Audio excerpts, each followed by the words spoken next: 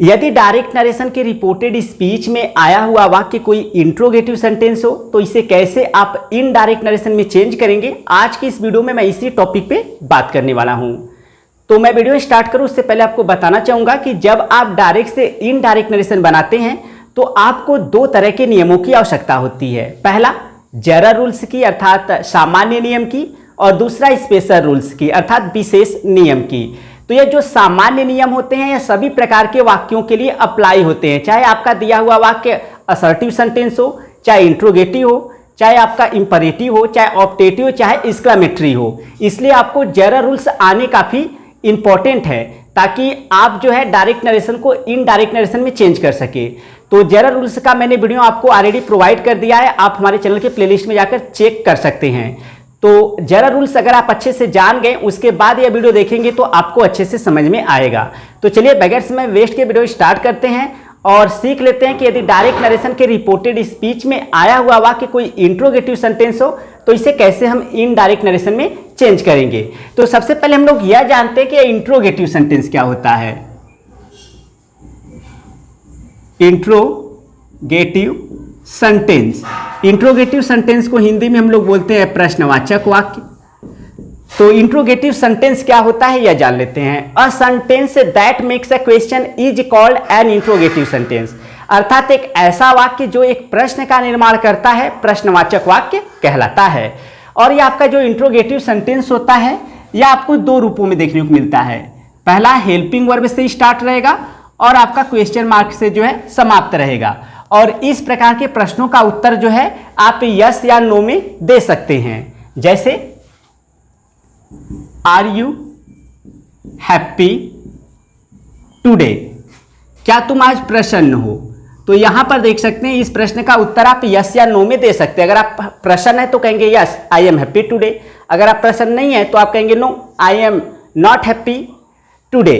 तो इस तरह से आप जो है अगर हेल्पिंग वर्ब से स्टार्ट है तो यस या नो में आंसर दे सकते हैं। इसके बाद दूसरा जो आपका इंट्रोगेटिव सेंटेंस होता है वह आपका WH वर्ड से स्टार्ट होता है, अर्थात इंट्रोगेटिव वर्ड से स्टार्ट होता है और क्वेश्चन मार्क से समाप्त होता है। और इस तरह के प्रश्नों का उत्तर आप यस या नो में नहीं दे सकते। जैसे हाउ आर यू, आप कैसे हैं। तो इस प्रकार के प्रश्न का उत्तर आप यस या नो में नहीं दे सकते। तो यह तो बात हो गई कि इंट्रोगेटिव सेंटेंस क्या होता है और इंट्रोगेटिव सेंटेंस जो है कितने प्रकार का होता है। अब यही जो इंट्रोगेटिव सेंटेंस है अगर आपके डायरेक्ट नरेशन के रिपोर्टेड स्पीच में आ जाए तो कैसे इन्हें आप इनडायरेक्ट नरेशन में चेंज करेंगे यही मैं इस वीडियो में आपको सिखाने वाला हूं। ठीक है, तो देखिए जब आपको डायरेक्ट नरेशन के रिपोर्टेड स्पीच में दिया हुआ वाक्य इंट्रोगेटिव देखने को मिले तो इसके लिए आपको कुछ नियम जो है याद रखने हैं, कुछ विशेष नियम याद रखने हैं। सामान्य नियम आपको पहले से आना चाहिए और इंट्रोगेटिव सेंटेंस के अंतर्गत जो विशेष नियम है वह तो आपको सीखना ही होगा। इसमें देखिए आपका पहला रूल क्या है।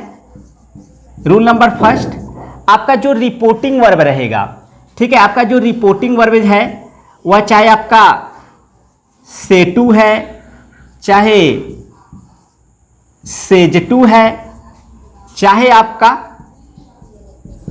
सेड टू है, चाहे आपका से है, चाहे आपका सेज है, चाहे आपका सेड है, कोई भी हो सकता है। ठीक है, तो जब आप इनडायरेक्ट बनाने जाएंगे तो आपको इन्हें किस में चेंज करना है। अगर आपका से टू है तो आपको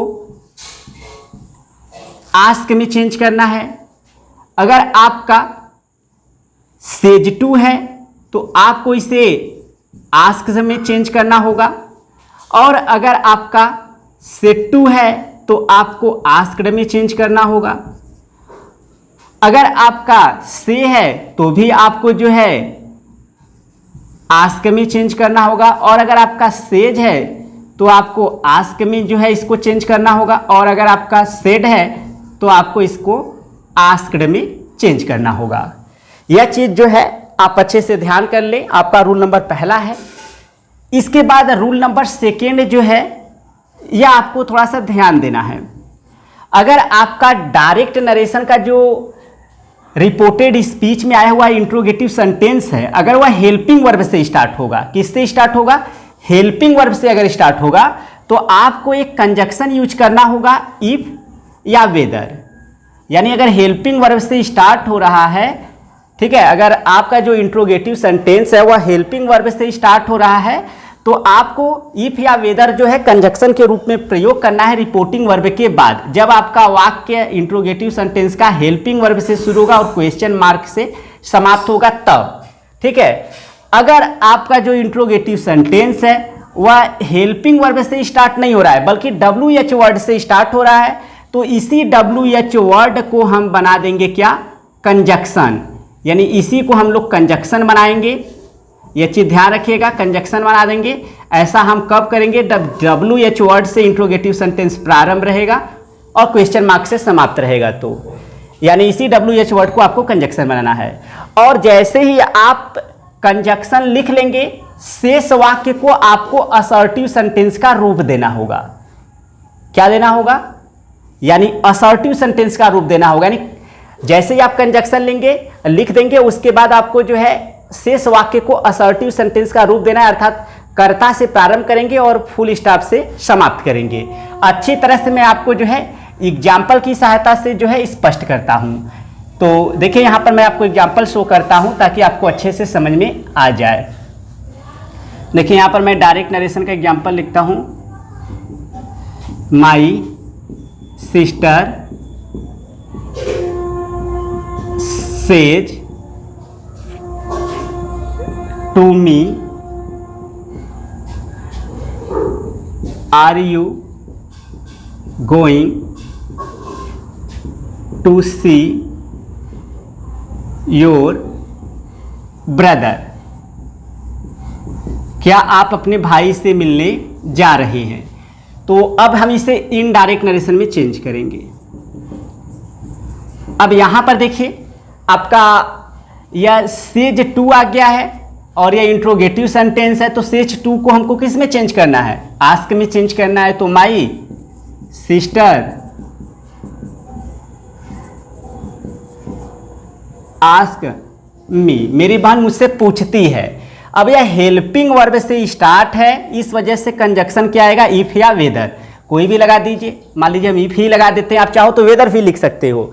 इसके बाद आपका हेल्पिंग वर्ब से शुरू हो रहा है या इंट्रोगेटिव सेंटेंस, तो हम कंजक्शन जब लिख दिए तो शेष वाक्य असर्टिव बनाएंगे, यानी कर्ता से शुरू करेंगे, असर्टिव सेंटेंस बनाएंगे। तो यू को मी के अनुसार चेंज करेंगे तो हमारा क्या हो जाएगा, आई। अब देखिए हमको टेंस नहीं चेंज करना है क्योंकि रिपोर्टिंग वर्ब प्रेजेंट टेंस में है, तो I am going to see, your को चेंज करेंगे मी के अनुसार तो हमारा हो जाएगा माई ब्रदर। तो इस तरह से आसानी से देख सकते हैं आपका सब्जेक्ट से शुरू हुआ फुल स्टॉप से समाप्त हो, यानी कि कंजक्शन जैसे लिख देंगे शेष वाक्य को आपको असर्टिव सेंटेंस बनाना होता है। इसी तरह मैं आपको और भी एग्जांपल शो करता हूं ताकि आपको कोई भी प्रॉब्लम ना हो, अच्छे से आप समझ सकें। तो देखें यहां पर लिखते हैं Mohan said to us, Mohan ने हम लोगों से कहा। Why did you go there, आप वहां क्यों गए। तो यह देख सकते हैं WH वर्ड से स्टार्ट है, क्वेश्चन मार्क से समाप्त है, तो इसका मतलब इसी WH वर्ड को हम बनाएंगे क्या, कंजक्शन, यानी इसी इंट्रोगेटिव वर्ड को कंजक्शन बनाएंगे। तो इस तरह से हमारा इनडायरेक्ट नरेशन बन जाएगा। मोहन, अब सेड टू है तो आस्क्ड में चेंज कर दीजिए, मोहन आस्क्ड अस, अब हम इसी इंट्रोगेटिव वर्ड को कंजक्शन बना देंगे वाई। अब शेष वाक्य को असर्टिव बनाएंगे अर्थात कर्ता से शुरू करेंगे।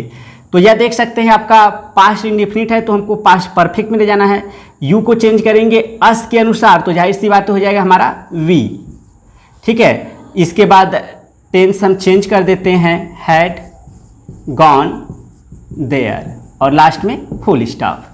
तो इस तरह से आपको करना है। आई होप आपको समझ में आ रहा होगा कि मैं क्या चीज़ें आपको बताने का प्रयास कर रहा हूं। इसके बाद एक एग्जांपल और मैं आपको शो करता हूं। My brother said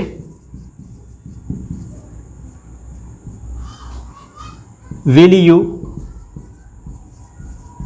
by a car, क्या तुम एक कार खरीदोगे। तो देख सकते हैं हेल्पिंग वर्ब से शुरू है और क्वेश्चन मार्क से समाप्त है। हेल्पिंग वर्ब से शुरू होगा तो आपको एक कंजक्शन इफ या जो है वेदर लिखना है। तो लिखेंगे माई ब्रदर, अब यह माई ब्रदर आस्क्ड हो जाएगा। अब देखिए आप मन में ऑब्जेक्ट मान सकते हो या मानकर लिख सकते हो। देखिए यहाँ पर यू आया है तो ऑब्जेक्ट के अनुसार बदलेगा। मान लेते हैं कि हम ऑब्जेक्ट यहाँ मानकर लिख देते हैं, ठीक है। तो इसलिए हमारा यहाँ ऑब्जेक्ट मी मानकर मैंने लिख दिया, जैसा कि हम लोग फर्स्ट या थर्ड पर्सन का ऑब्जेक्ट मानते हैं। और यू को अब हम जो है इसी मी के अनुसार बदलेंगे। तो हेल्पिंग वर्ब से स्टार्ट है तो हम लोग एक कंजक्शन क्या लिखते हैं, इफ या वेदर, कोई भी लिख सकते हैं। तो इफ मैंने लिख दिया। अब यू को मी के अनुसार बदलेंगे तो आई हो जाएगा। अब आई के अनुसार विल नहीं आता है, आपका आई के अनुसार शैल आता है। इसलिए हम लोग विल को किस में चेंज करेंगे, शुड में, क्योंकि आई के साथ शैल आएगा तो हम इसे शुड में चेंज करेंगे, ठीक है, क्योंकि शैल शुड में चेंज होता है। I should by a car. इस तरह से हमारा यह इनडायरेक्ट नरेशन बन गया। अब इसके बाद एक और नियम है जो मैं आपको बता देता हूं, उसके बाद आप आसानी से जो है कोई भी आपका डायरेक्ट नरेशन के रिपोर्टेड स्पीच में आया हुआ वाक्य इंट्रोगेटिव रहेगा तो आप आसानी से इनडायरेक्ट नरेशन में चेंज कर सकते हैं।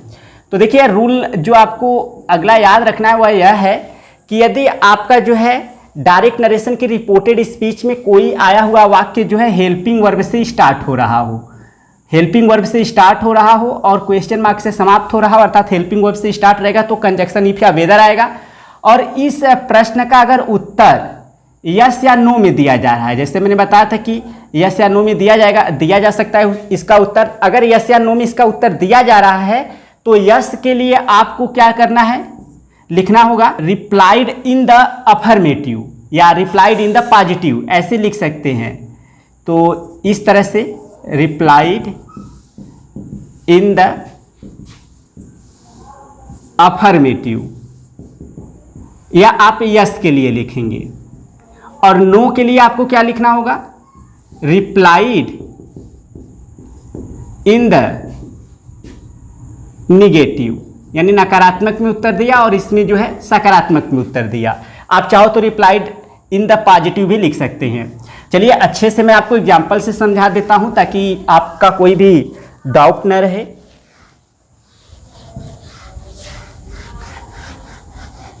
देखिए यहां पर मैं एग्जाम्पल लिखता हूं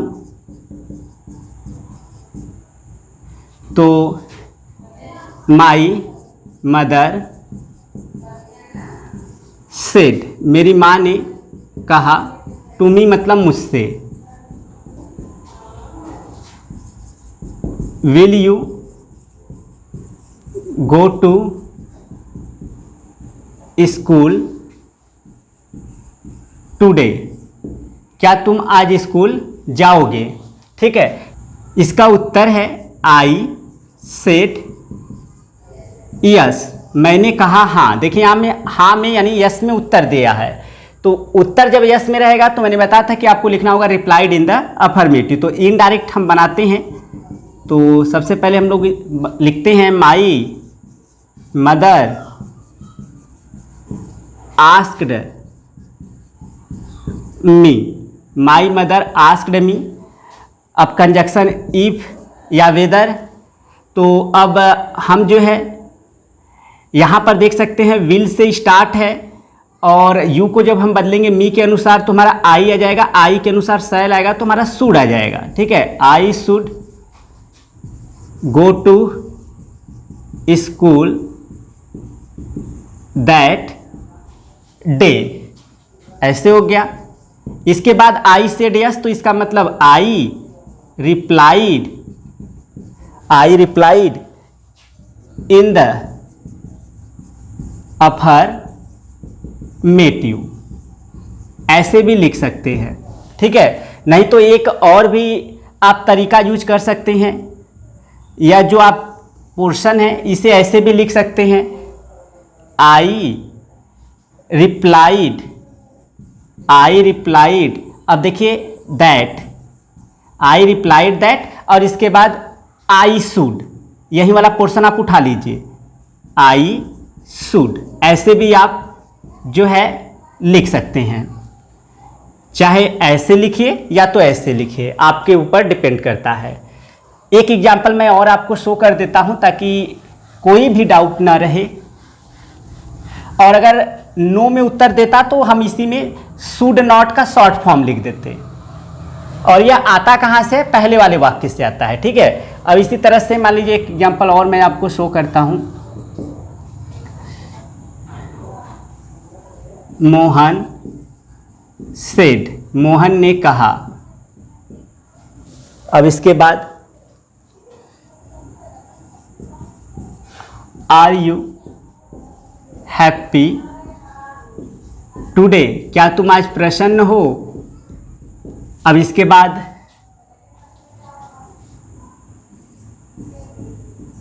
सीमा सेड नो, सीमा ने कहा नहीं।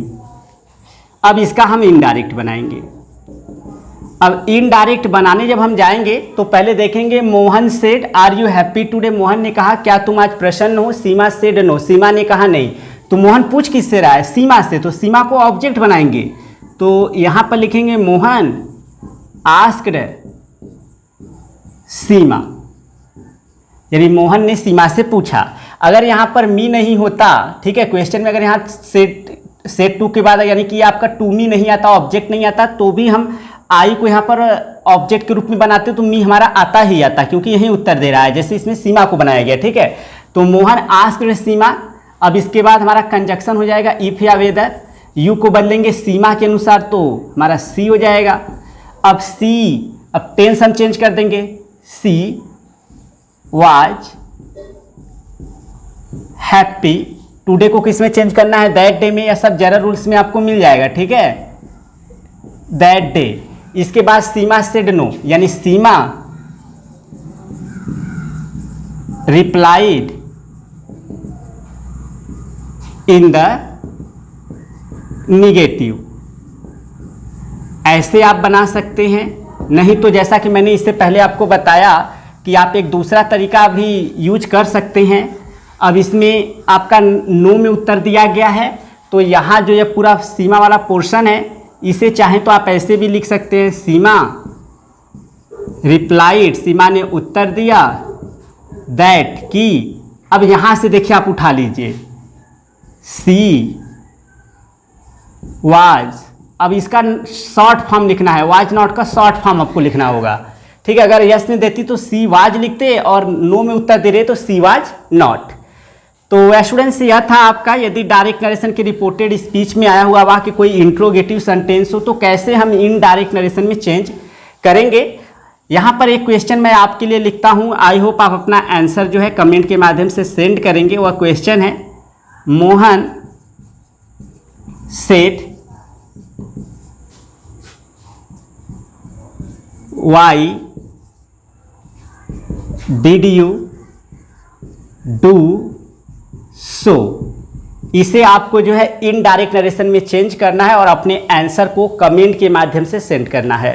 तो आई होप आप समझ गए होंगे कि यदि डायरेक्ट नरेशन के रिपोर्टेड स्पीच में आया हुआ वाक्य कोई इंट्रोगेटिव सेंटेंस हो तो कैसे आप इनडायरेक्ट नरेशन में चेंज करेंगे। वीडियो पसंद आए तो वीडियो को लाइक करें, चैनल पर पहली बार तो चैनल को जो सब्सक्राइब कर ले। तो मिलते हैं नेक्स्ट वीडियो में, तब तक के लिए thank you so much for watching this video.